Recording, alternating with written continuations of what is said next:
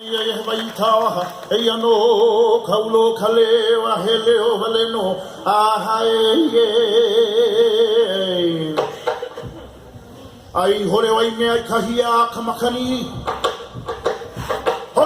Ole, me, I Kahia, Kamakani, Hamanele, Kiki, Pupu, Hello, Kalai, Yanahenu, Yo, Ikanahele, Omahi, Akulao, Kamana, Yakiki, Pupu.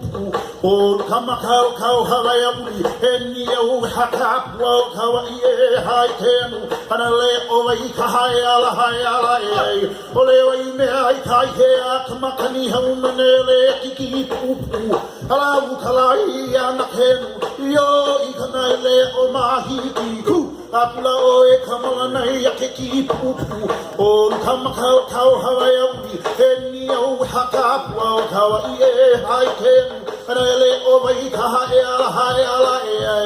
no, come.